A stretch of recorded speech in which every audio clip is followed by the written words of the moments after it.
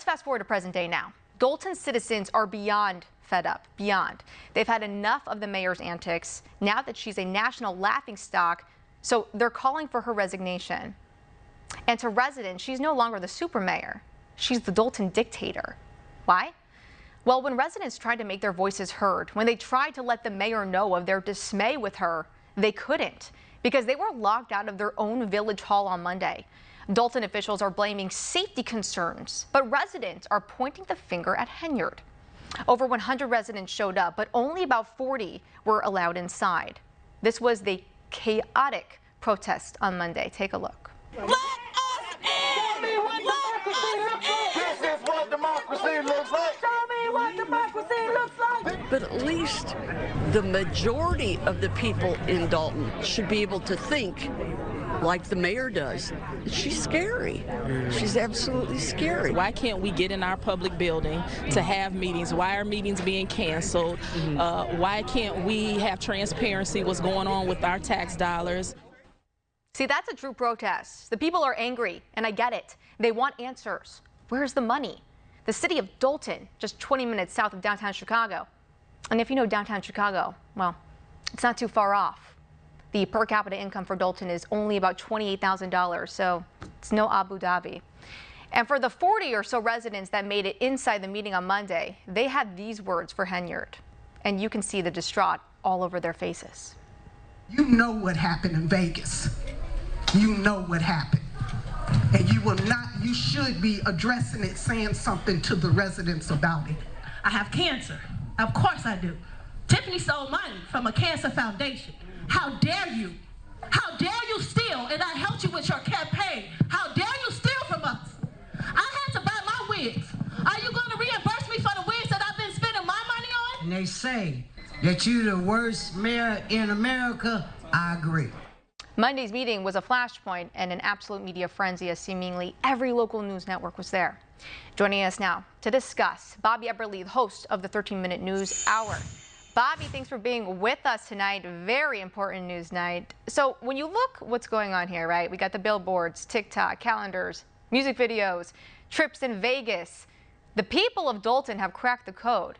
She's the crookiest of crooks. So do you think Henyard, at this point, will she ever resign on her own volition or will she be pushed out? Now, I mean, first of all, I'm still getting over the video that you showed. I'm still trying to figure that out. But it's like arrogance, you know, to the nth degree. And no, I don't think she would resign because, I mean, you see this in these cities, these Democrat-run cities, over and over again. It's just this air of arrogancy and entitlement.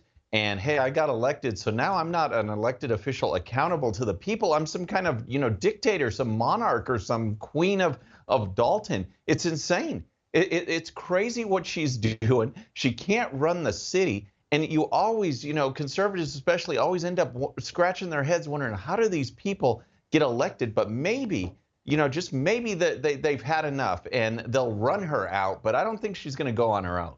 I mean, maybe after this, if she seemingly resigns, she might not have a future again in politics, but I might even hire her as my own PR, you know, representation, because apparently if you're in the city of Dolton, you can't ever turn a corner and not find her name on a big wall or billboard. I mean, the amount of money that she has spent, their taxpayer dollars, of course. I mean, it's honestly just like, it's fascinating almost. Like you were able to get like 100 billboards with your face and name all over it.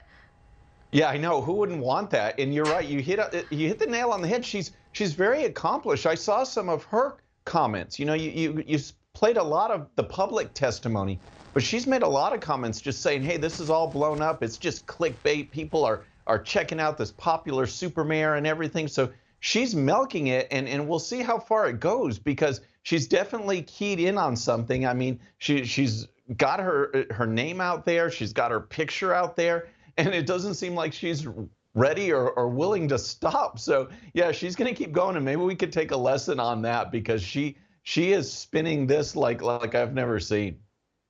Yeah, it's like almost like a national monument at this point, seeing her billboard everywhere, Exactly. in like the worst way possible.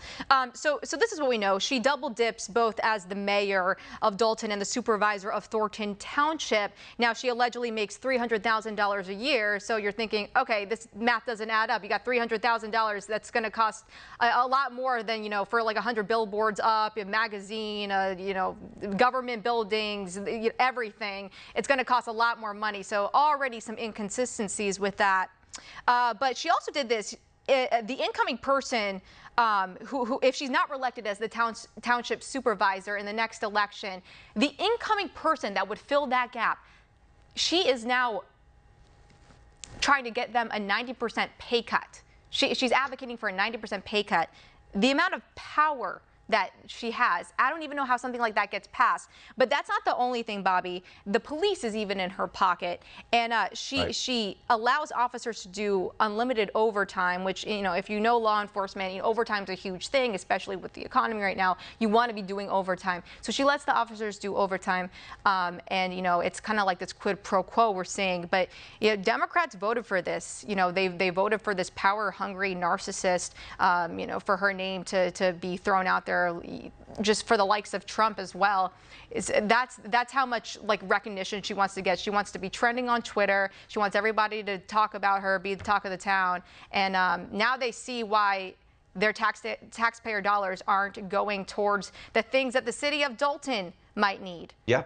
Yeah, absolutely. I think what she's been watching too much TV, and she sees Letitia James or Fani Willis and says, hey, I can do that. I can do something stupid and make a lot of public relations out of it, get some airtime. I mean, their city now is running a $2 million budget deficit. And like you said, the median income is low. This is a small, poor area. The town council voted to investigate her. You talk about power, voted to investigate her, and she vetoed it. She said, nah, we just won't do that. Funneling police as her private security is just one incident after another. And I really think she's almost trying to make these national headlines in the most, corrupt and outrageous way: corruption, embezzlement, all of the mismanagement. And as long as you can get the clicks, as long as you can get the headlines, and hey, we're talking about her, right? Yeah, I mean, that's true. I don't want to be, but, we kind of have to, right. given the news. She's earned the name of Dolton Dictator, and, that kind of pans out. All the time we have tonight, Bobby. Thanks for joining in.